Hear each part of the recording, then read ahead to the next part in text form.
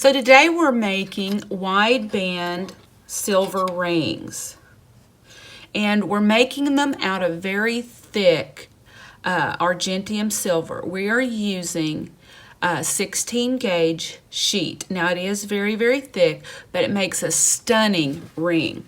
Now these pieces that I've had, I've started projects and then I never finish them, usually in demonstration, but they're perfectly fine. So if yours are nice and shiny and pretty, that's exactly the way they're supposed to be. I have two here. You can determine the width of the ring that you want to make. If you have long, beautiful fingers and you want a really super wide ring, then you go for it. But kind of look at your finger. I have very short fingers. The super wide rings don't fit me well. So I usually make mine a little bit narrower. This is an area that I'm going to let you decide what width you want. I'm going to, for this one here, I'm going to use this ring blank because it's narrower. And one thing we want to do, if you will notice, this one is not uniform from side to side. It is a little wider in spots. It's a little bit just uneven. The edge is not smooth. This one is more uniform and smooth than the other. But it's a good example to use to carry you through this. Now, I use a shear to cut my blanks. Anything that I need a straight line. Most of you will not be having a shear, so I'm going to show you how to do that without a shear. So I have my caliper here set for 12.32 millimeters. That is just the size I've determined that I want to cut this band. So what I'm going to do is I'm going to hang one leg over at the side. This is the side that is the straightest and the most flush. I'm hanging it there. I'm resting this leg on the silver, and then I'm scribing a line. That will determine that, or that will ensure that that line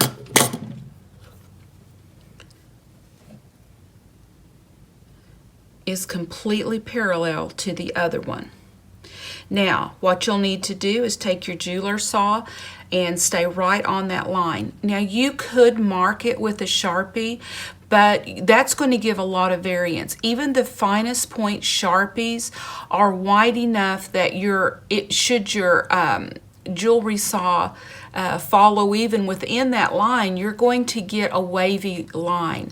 A scribe line is more close to the width of a saw blade, and you'll have far less sanding and filing to do.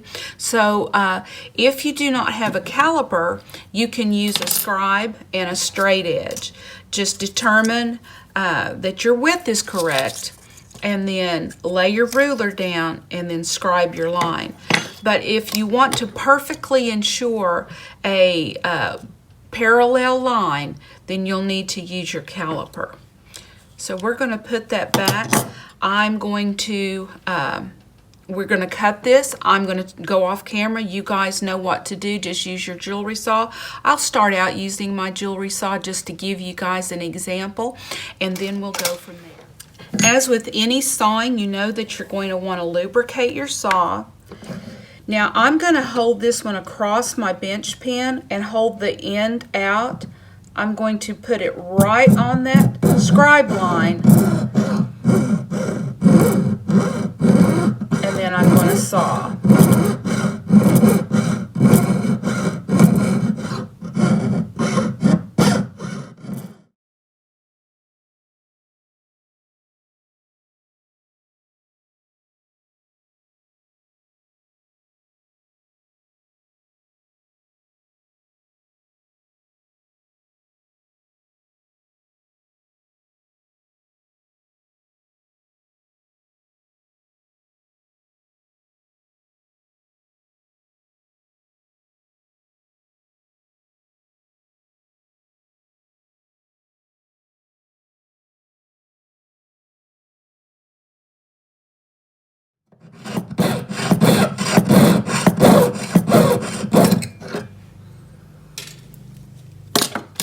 All right, I went ahead and sawed the entire thing out because I know most of you don't have bench shears. Let me encourage you to put one of those on your list. You do not have to get the large one that I have. Lots of brands have good ones. Pepe Tools has one. Kevin Potter with Potter Tools has one. Of course, you can get all kinds on Rio Grande, Contenti, Stuhler. Those all have bench shears. Get a good brand, but you can, within those brands, get the least economical. I have a large one because I cut a lot of 6x12 sheets. If you're only going to cut things like ring blanks and even cuffs that are 6 inches long or a little longer, you can keep that in mind when you're shopping for a bench shear. But put a bench shear on your someday tool list. It is a very, very useful tool, and one that will keep you from having to file down rough edges when we saw. Now, it is a good practice to saw because you will get better every time you saw. But when you're doing production jewelry, you're going to want tools that help you make your task go quicker. So now I have sawed that out. And you can see there that there are a little bit of a wavy line. There's definitely a saw line. What we want to do now is we want to file this. And I have my file flush, putting it here, long, smooth strokes.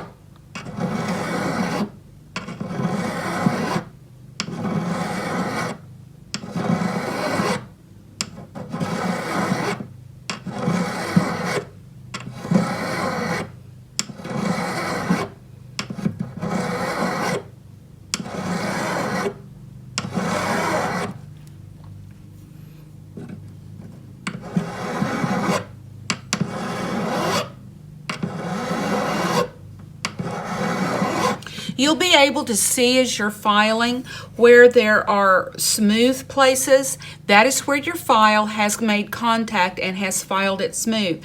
Then you will see little pockets where it has not yet made contact. Those are lower areas, and you need to continue to file until all those recessed areas have been filed smooth.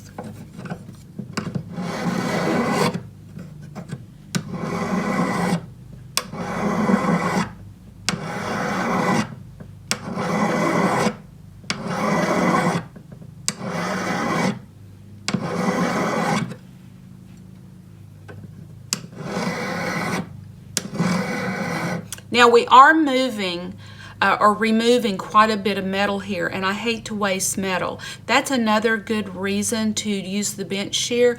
Then you do not need to file. It has a good, clean, smooth edge, so you're not filing away precious metal. Now, another reason to saw very, very straightly. If you do saw, the straighter you saw, the less you'll have to file away and waste.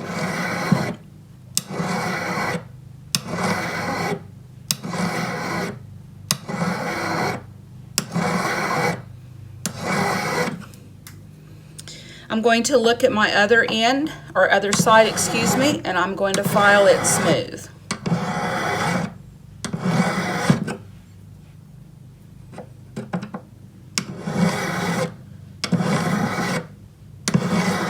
Now, I am not going to obsess over this because for two reasons. We are going to texture the top of this. When we texture, it displaces the metal, so it will texture the edge somewhat. Also, once we're done and we have our ring made, we're going to apply a texture to the top. So I'm not making sure that it's perfect. Now, if you do not want texture on your ring, if you wanted a completely smooth, shiny silver on the edges as well on top, then you will need to completely file it. Now, you can, after we've finished it, take the entire ring, do a figure 8 on sandpaper, and get it sanded really smooth that way. But we want it at this point a good roughed square shape. Now, I have I have my ring blank. The next thing that we're going to do is we're going to make sure that it is the right size. Now I'm going to put a couple of slides in here. They're also in your printable section so that you can print them out and keep them as references.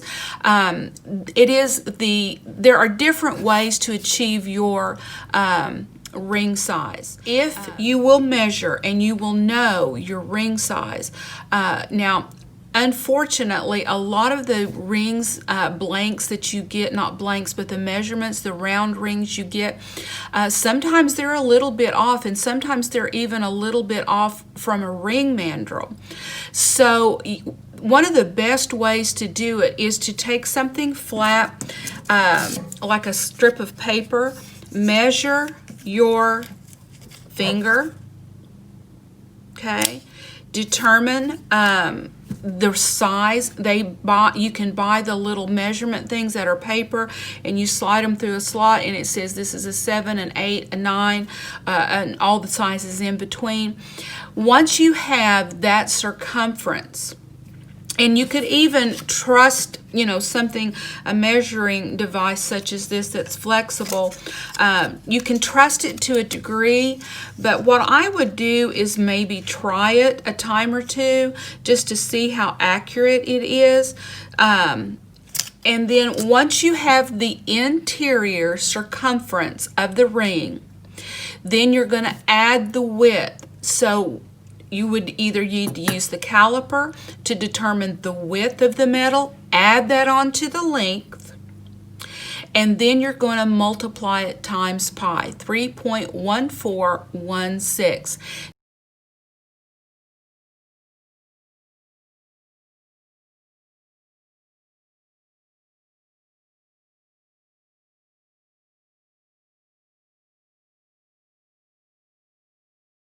Now that seems like a lot of math, and if you're like me, sometimes I just want the easy way. So there is an app that I use frequently called I Make Jewelry. I keep it on my phone, and I'm also putting a slide in there in reference to what you will see when you go onto that app. And on that app, there's tons of reference tools on there, just reference items. So if you go into the reference section and you see ring sizes, that's just a reference of different sizes and conversions and things of that nature. But then if you will tap calculator at the bottom, there are a lot of different calculators that you can use there. And then you will see a list that says ring size. You can go in there, tap that. You can put the thickness of your metal in or the gauge, because it does allow you the option. Being in the US, we use gauge. So if you do not want to have to convert your gauge to the thickness, then you simply put your gauge in. You put your ring size in.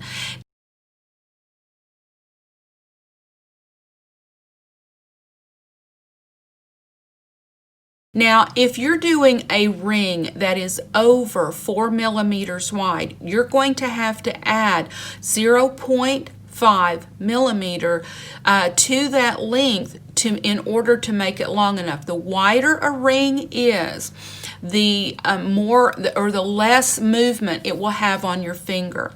Now also, because we are texturing this ring and it's going to displace metal and move it apart, it's going to lengthen our blank once we cut it. So we are going to cut it one time, and then we're going to texture it, and then right before we fuse or solder it, we're going to double check that our length is correct so that we don't have a lot of change.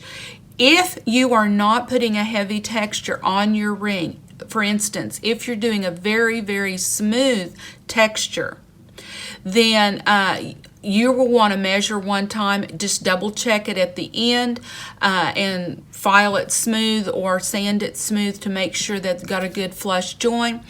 Also, if you're not putting a hammered texture on there, if you're putting some sort of linear texture, be mindful of which way you're adding that texture. If you're adding texture with a linear hammerhead, the metal is going to displace this way and this way, but not this way and this way. So if you're putting this end to end, if this were your ring blank and you were texturing this way, definitely it's going to stretch it out end to end. However, if you're adding a texture in this direction, it's going to make your blank wider and not longer. So those are considerations when texturing your ring blank. But I'm going to put these slides in here. I'm going to discuss them just a little bit, and they are in your printable section. So by all means, print them out for your reference.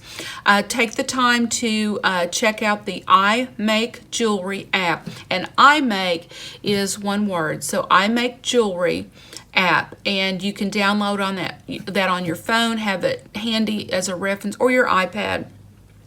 So we're going to take a minute here and we're going to determine what the width or the length we want our blank, and then we're going to measure it and we're going to cut that out. Hi, have you determined your ring length? Now mine is 59.13 according to the calculator. However, it is wider than 4 millimeters. So on to that, I'm going to need 0.5 millimeters added on. So I'm going to take my caliper. Now remember, when you're using a caliper, to always make sure that it's at 0 before you start to make your measurement. So I'm going to open it up, make sure I've got it on 0 like I said. I'm going to open it up to 59.13.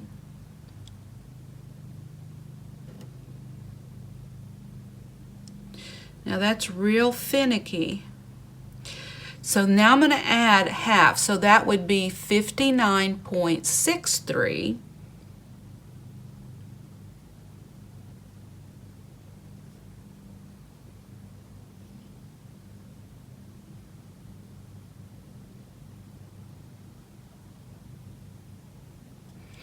Whoops, it's a little stuck there.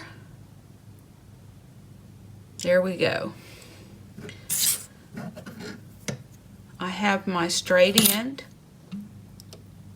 and I'm just going to scratch that end on there. Make sure I got it good and scratched in. Okay, I have my line. Now I'm going to saw that or cut it with a shear, and then I'll have a nice flush end. So you do that as well, and we'll go on to the next step. So now we're going to anneal our ring in order to apply our texture.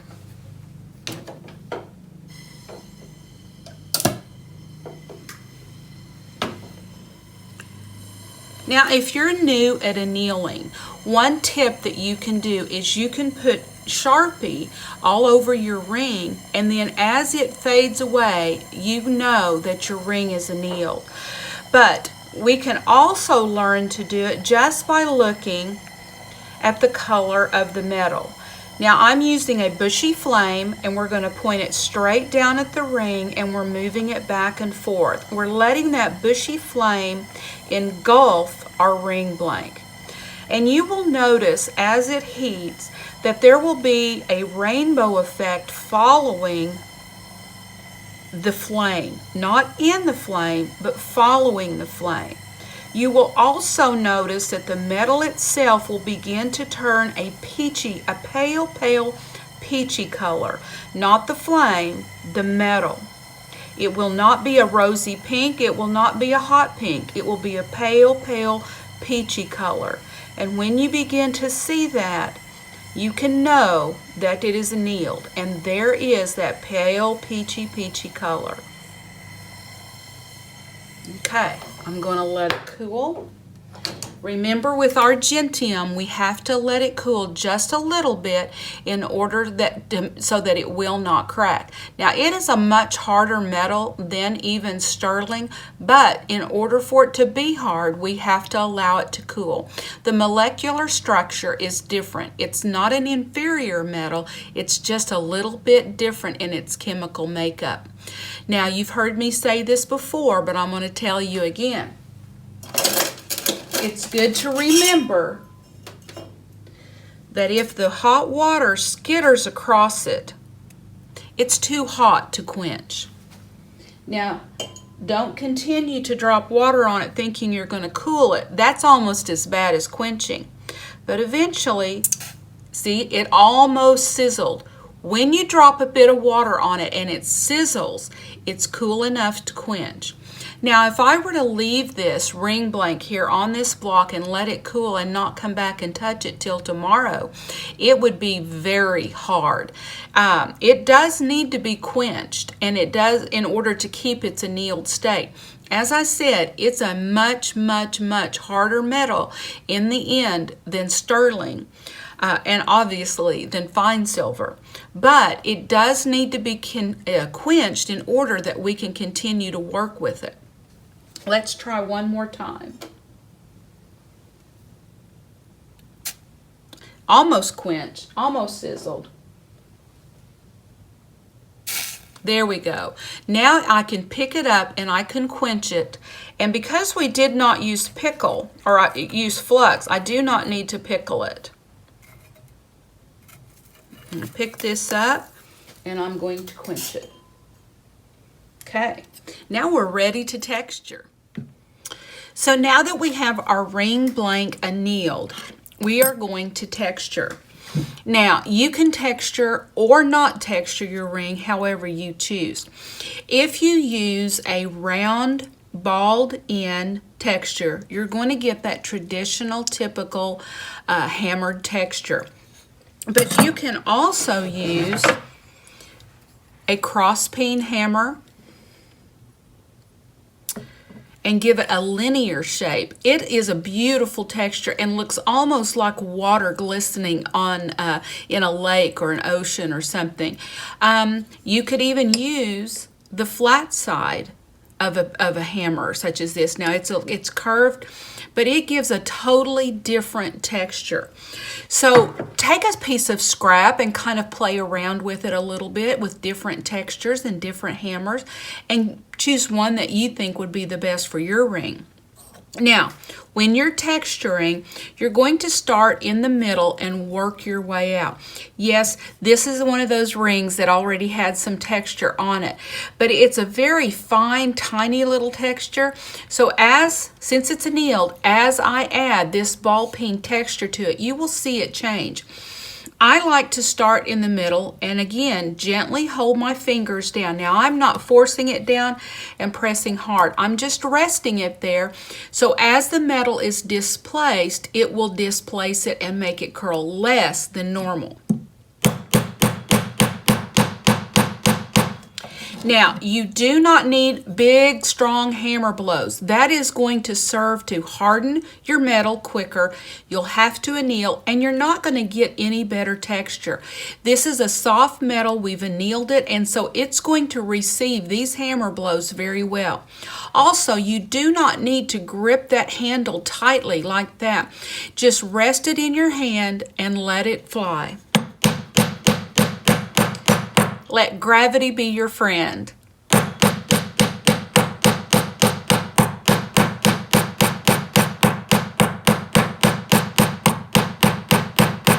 Now I do texture all the way to the edge. I like that look, and we're going to be texturing that with a different hammer later. So don't worry if you texture out to the edge and it seems to deform it just a little bit. We can correct that later.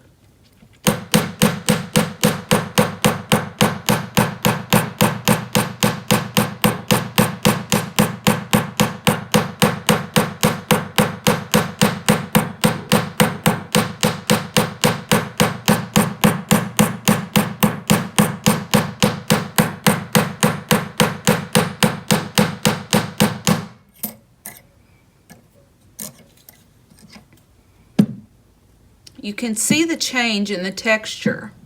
You can also see that it's starting to curl even with me holding my fingers there. It would have been really bad if I had not been doing that.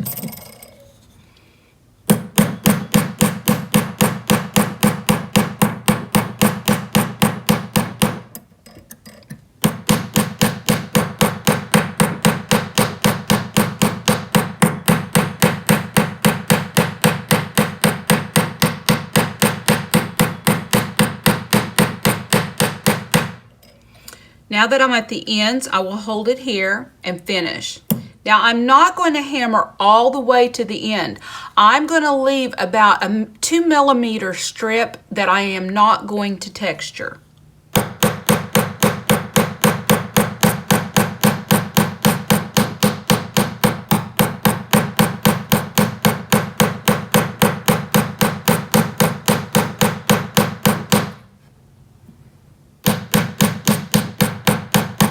We will texture that once our ring is complete.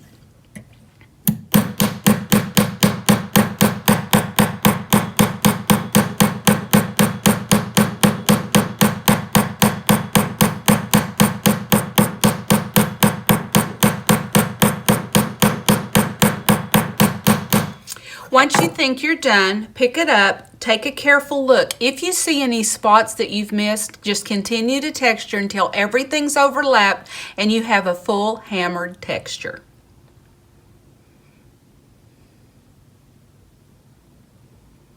I believe I'm happy with mine, so now we're going to go on to the next step.